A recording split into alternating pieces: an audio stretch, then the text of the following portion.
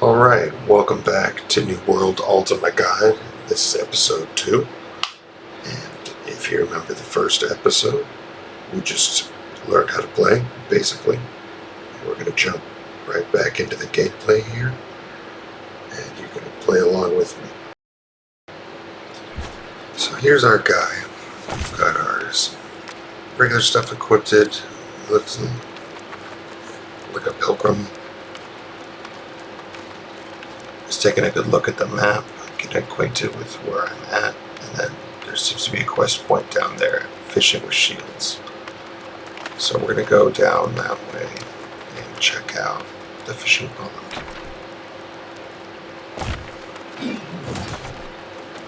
Some other players. I had made a character before this, but there were so many people competing at launch that I decided to wait a couple days before coming back and making a new character and recording from the new character because it was so busy, such a bottleneck of how many users just joined the game at the same time that we were competing for everything. So keep that in mind when launch happens. I heard just a couple hours ago that Amazon announced the New World is actually going to come out a month later. So that'll be in September, late September. I think that's good. I think the game's good. I enjoyed playing it already, but I feel like they're going to polish it a little bit more. So I've checked out the fishing dock. There's a guy fishing there, looking around, and I'm still kind of exploring at this point and learning what some of the things are, but ultimately run around checking stuff out. That blue thing was already harvested, and that is an indigo plant, which I'm assuming makes dye, which I'm also assuming kind of works like the dye works in Guild Wars, where you can change the color of an article of clothing or equipment. And the reason I think that is because when you join a faction like the Syndicate, for example, is purple. So when you buy, Syndicate reward items, which I would recommend doing, it becomes purple. So I'm assuming the other factions have whatever color it is that their faction is.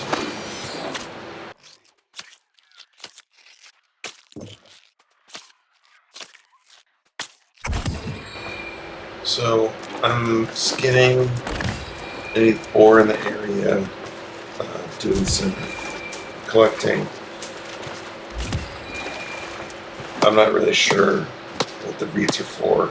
I don't remember if I ended up using them or not. If I did, it probably had something to do with textiles, like weaving or tailoring.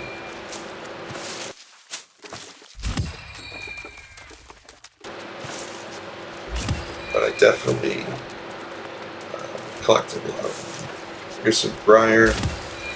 That gives you briar buds and thorny vines. Both of those are useful.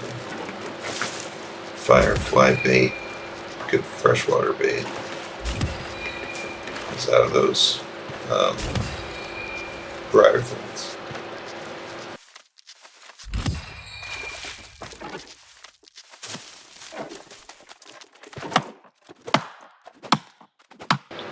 Some wood.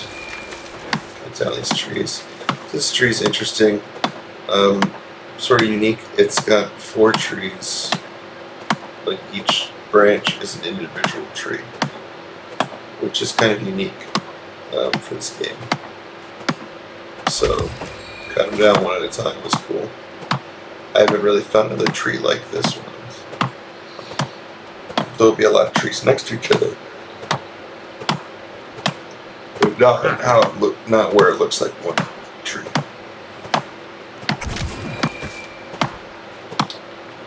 I really enjoy the realistic sound effects in the game. and the graphics are great too. It makes it a lot more immersive and fun to play. I've got over 50 hours on this closed beta. I did not hit level 60, but I got pretty far, and pretty much learned the basics. I didn't want to level up all the way, knowing that the character's going to get deleted again in the last beta round. And with launch less than 2 months away, it was a month up until early today, but now it's 2 months away. So with launch less than 2 months away, I'm going back through the footage, making these videos, the guides, try to help as many people learn how to play that didn't get to play beta as I can. And hopefully I can learn some more just by reviewing my own gameplay as well. So I've played a lot of games in the past, like RuneScape Classic, RuneScape 1, RuneScape 2, EverQuest 1, EverQuest 2, Warcraft, you name it. I've had all the game consoles, everything. I've beta tested a lot of games. Warhammer, Fortnite, this game, all sorts of games. This game is probably the overall best beta that I've played. I've played a lot of bad betas. I've played some really good betas. Fortnite beta was good. People don't understand how the first time I played Fortnite, it was a totally different game than what it is now. The graphics were awful. It was really clunky feeling, and the mechanics were perfect yet. And then once they figured it all out, the game just blew up and everybody loved it. So they listened to a lot of feedback that I gave them, I'm sure with other people too. And the game got better because of it. And it seems like Amazon is taking the advice that people like Asmon Hall saying, don't rush the game release, it's not ready, make sure it's ready. And so they're going to take that extra time, and I'm sure a lot of people are upset about having to wait longer. But I think it's a good thing. I would rather have a good product. I've never really been in the right place at the right time as far as jumping on the launch of an MMO, of a game this size, like EverQuest or World of Warcraft already existed. So did RuneScape when I started playing. I wasn't playing from launch. So it's exciting to be able to play this game from launch and get that jump-started advantage over all the other players that join and play less than you later on. That's going to be really cool to be at the top of the food chain. So this is my tactic, I guess, or the angle I'm taking as far as playing when the game comes out, but I tend to play very similar to what you're seeing here, which is, crafting is important. I don't think just leveling up all the way as fast as possible is as fun, never mind how the game's intended to be played. It's intended to have crafting involved in it. I like crafting. I think the crafting mechanics in this game is cool, like the harvesting. Going out in the woods and harvesting these, frauded metal cap or whatever. And all these other materials is cool. It creates scarcity, and there's actually a market there. You can make money collecting things and selling them. You can collect them or refine them yourself, get that XP, level up, still sell them. You can salvage stuff and double dip on XP. You can make 10 hatchets out of flint, recycle them all, and then make 5 more hatchets. So you just get more XP if you don't care about the actual gold. So that's really cool. It does take a while to level up some of the skills. Fishing, surprisingly, takes a long time, and I think that's because you don't have to search for it. It's a very absent-minded sort of AFK skill that you can just continuously fish. Where with the other skills, like mining, for example, I've got to run out and find rocks. I've got to find iron ore, gold, silver, etc. Or like harvesting hemp here. I believe it's the first time I harvest hemp. So hemp gives you fibers, amongst other things. But the fibers is what you use to make linen cloth.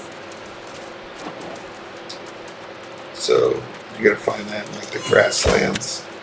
It's got the purple, dank looking buds on top. It's an indica looking weed. So as you can see, I'm pretty good at collecting things and being resourceful. And when we go back into town later and start to craft things, it's going to make more sense why I've been more rounded with variety of what I've collected and harvesting, etc. Because you'll see that there's a wide variety of materials that you need to craft things. So the more stuff you can collect, the more options you have of things to craft, more useful things you can make for yourself or sell to other people, but also XP.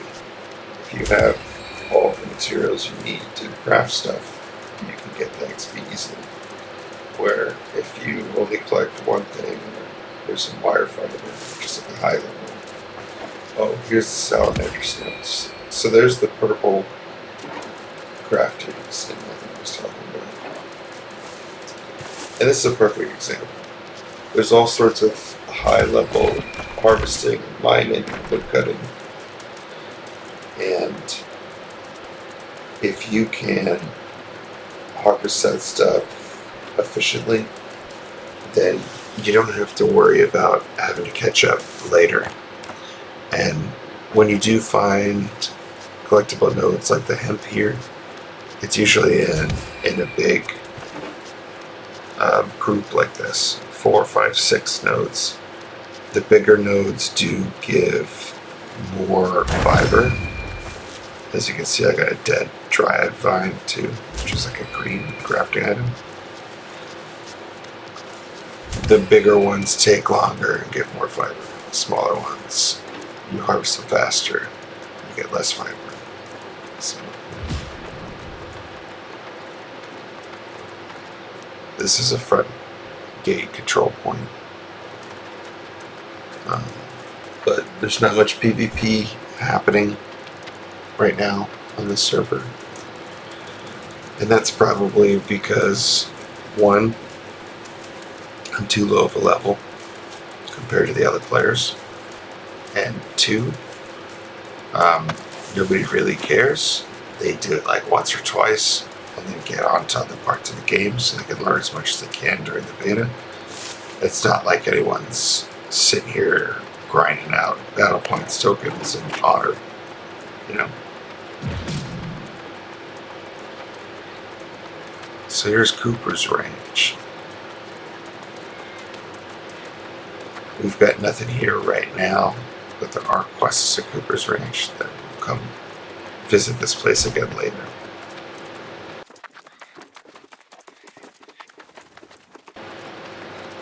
A lot of people are complaining about how much running there is in the game, and they're introducing the idea of adding mounts, and I agree with that, because as long as it's far enough into the game and costs enough money or whatever where it's worth it, but it's not like super easy to get. A good example would be like, you know, in WoW where you're going to do like the Paladin or Warlock quest line to get that specific amount and writing skill, or how you could just pay for it in gold, but it's like a substantial amount of gold that take you a while to save up. So getting the mounts in the game would be really cool. I didn't even have the timing to explore the whole map, and I spent days just running around exploring stuff. So Definitely a big map. Definitely will spend a lot of time getting acquainted and exploring all of it thoroughly. It will take you a while. I would draw a lot of comparisons of this game with WoW. It's got like a WoW-sized map. A lot of WoW similarities. So here we're crafting some stone blocks.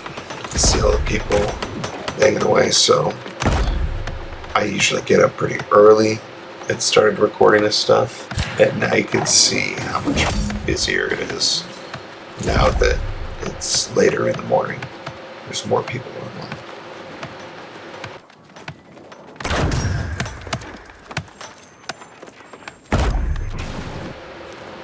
So the first couple levels of each type of crafting tend to go pretty fast.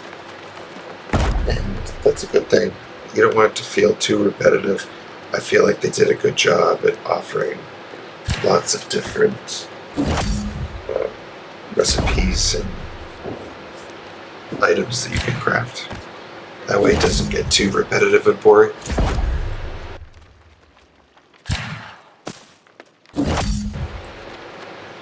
I suspect as you get to the end game, there's going to be certain things that people produce more. Like in WoW, it was, golden fish sticks, so you can get the healing bonus from well-fed. Or, like in RuneScape, Classic, or like non-member, everybody was on that lobster game. But if you were rich, you get the swordfish, because you get that extra health in the same food slot. And that's kind of like what I'm talking about. Because when you get max level cooking, I'm sure there's food that gives you good benefits. That's going to be, baseline required for the high level dungeons, raids, killing bosses, things like that. So, we got 14 woodworking, 10 cooking already. You can tell when you're crafting which ones you have quests for, because they still have that yellow square on the item. So I've made some treated bows. I've used like crafting treatments to add, stats of dexterity, intelligence, focus, life stealing. So I ended up keeping the life stealing one, I think, because that was most interesting to me. I didn't know that life stealing was even in this game, but it is, and I love that. So I ended up like breaking down the other bows and keeping the life stealing one, I think.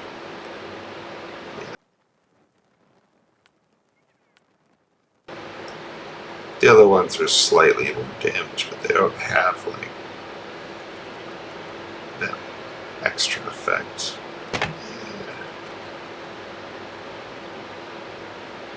And this is why you want to craft while you're leveling up, because if I was level 60, everything I'm crafting is useless to me. So it's a lot less rewarding if you do it at the wrong time. Now, a good hint when you're doing potions or alchemies, make sure that you have enough water. You can always get more water, it's free. But if you're not able to craft anything, make sure you have enough water to.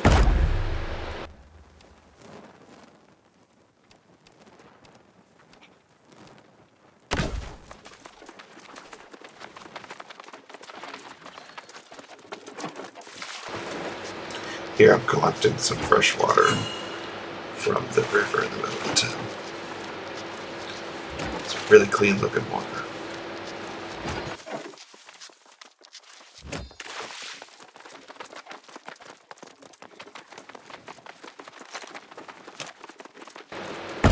You can see at the bottom of the video that they've got a patch coming up, and so the server's going to be down for a couple hours. So we'll take that opportunity, go get some chores done for the day, and that way when the server goes back online in a couple hours, I can jump back into this guide, and it's not going to be as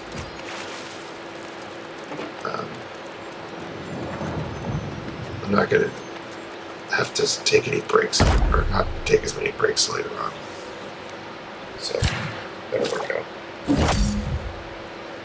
Classic pro gamer move is time all your chores and like your shower and everything with the server being offline. So like sometimes they'll put it down for an hour, but it ends up being like 5 hours. And other times they say it'll be 3 hours and it'll be 30 minutes. So it's always good if you're like really competitively gamer, if you're gaming and you just want to take that time to go play with your dog, take a shower, do your laundry, cook some lunch. Yeah. Whatever. So here's a trading post. I'm gonna sell these. Hopefully somebody will buy it. I mean, I made it really cheap, but basically everyone can make it. They know how to. So trading post only works at the city that you're in. It's not interchanging between cities. So you want to make sure you're at a busy city if you plan on using any sort of market or trading. Now then, we're starting to really stock up on some supplies here, aren't we? You can never have too much, I say. And that goes for everything.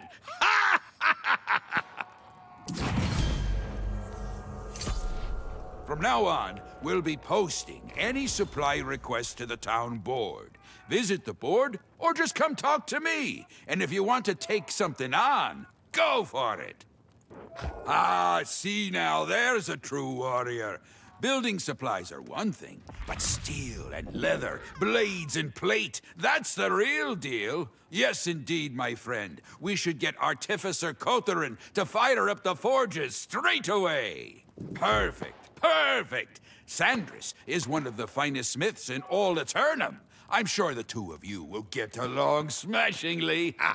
Get those forges fired up! Talk to Sandris.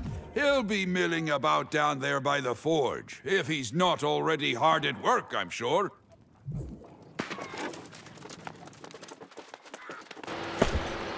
So that guy, he really is really rambunctious.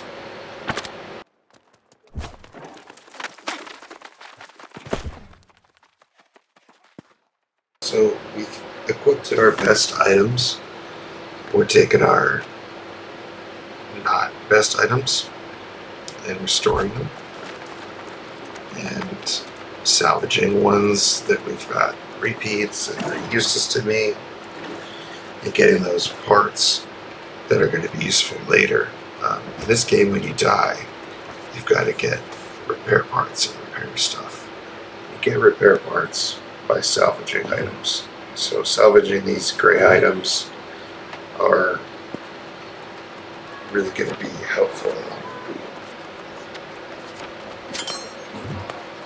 Sometimes when you're doing the town project board quests, you'll accept one that it can immediately turn in because it's item based quest and you already have the item. So that's cool.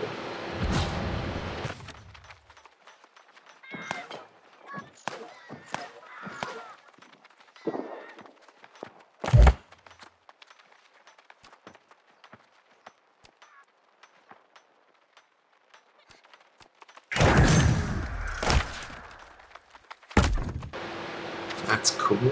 So leveled up with the map perfection, gonna lower my trading tax. And that's pretty much the point of the trading board.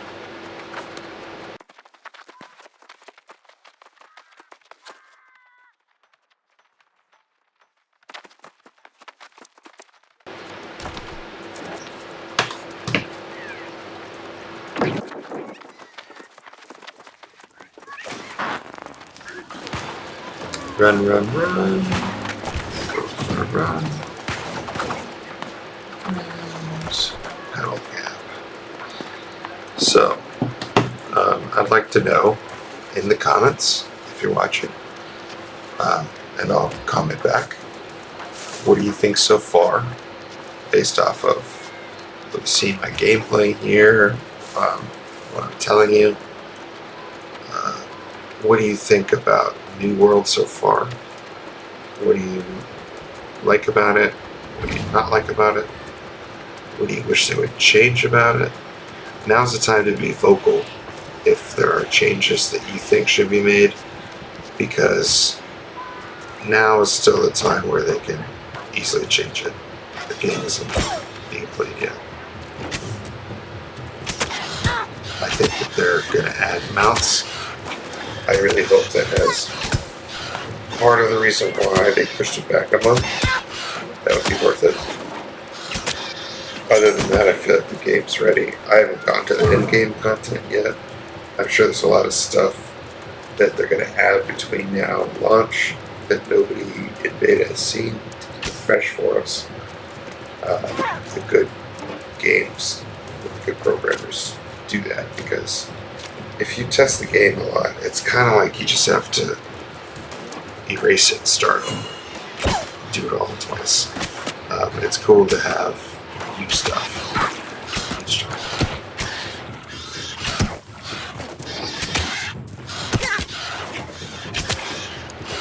So these guys are a little more complicated to fight with bow and arrow, and that's because they're thrashing around and they duck and they jump and they slap you.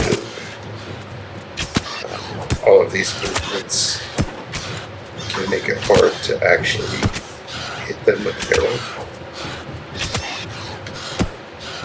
And so this game is going to require skill. Inevitably, there's weapons that are easier to use, like the sword, that could be just rewarding or possibly even better at the end of the game. I don't know yet.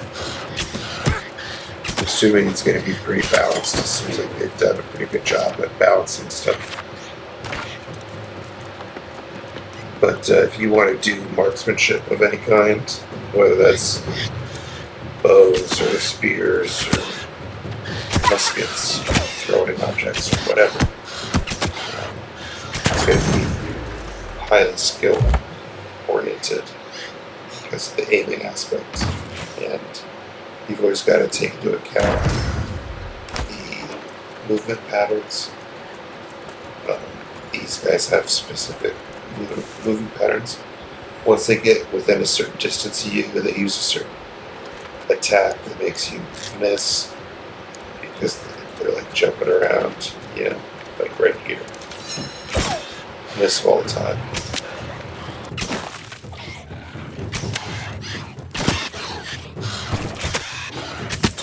So I'm kiting them here, and you can do a better job than I did there, like kiting by rolling, and you just hit shift in whatever direction you roll. So walking backwards and hit shift, you can roll backwards. Strafing right, you can roll right.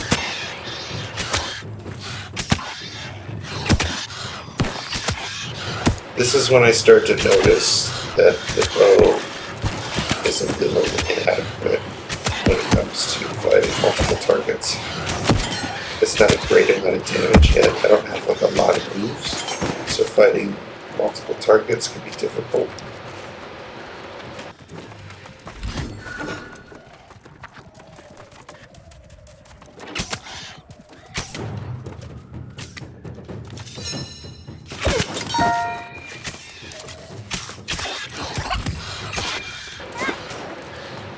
So archery is super cool. I like the arrows. I like the effect of seeing the arrows like sticking out of his body. It's kind of cool.